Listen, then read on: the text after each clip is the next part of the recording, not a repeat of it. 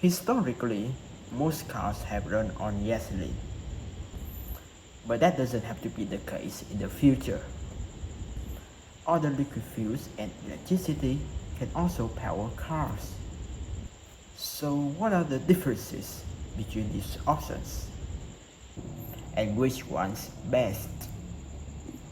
Gasoline is refined from crude oil, a fossil fuel extracted from deep underground.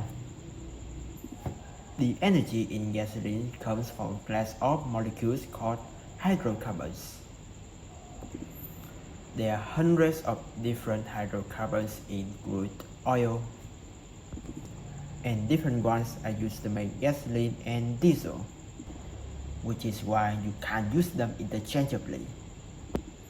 Fuels derived from crude oil are extremely energy dense, bring a lot of bang for your buck.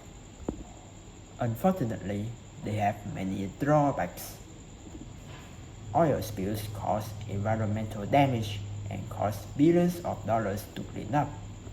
Air pollution from burning fossil fuels like this kills 4.5 million people each year, and transportation accounts for 60% of global greenhouse gas emissions, almost half of which comes from passenger cars burning fossil fuels. These emissions warm the planet and make weather more extreme. In the US alone, storms caused by climate change caused $500 billion of damage in the last 5 years. So why gas is efficient? Something so destructive can't be the best fuel. The most common alternative is electricity.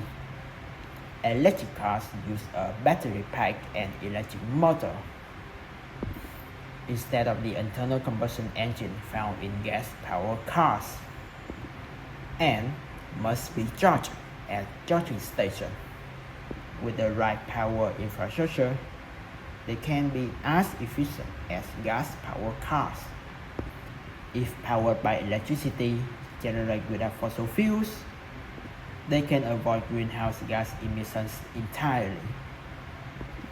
They are more expensive than gas-powered cars, but the cost difference has been shrinking rapidly since 2010. The other alternatives to gasoline are another liquid fuels. Many of these can be shipped and stored using the same infrastructure as gasoline and used in the same cars. They can also be carbon neutral if they make using carbon dioxide from the atmosphere, meaning when we burn them, we release the same carbon dioxide back into the air and don't add to overall emissions. One approach to carbon neutral fuel is to capture carbon dioxide from the atmosphere and combine its carbon with the hydrogen in water. This creates hydrocarbons, the source of energy in fossil fuels, but without any emissions if the fuels are made using clean electricity. These fuels take up more space than an energetically equivalent amount of gasoline, an obstacle to using them in cars. Another approach is to make carbon neutral fuels from plants, which sequester carbon from the air through photosynthesis. But growing the plants also has to be carbon neutral, which rules out many crops that require fertilizer, a big contributor to greenhouse gas emissions.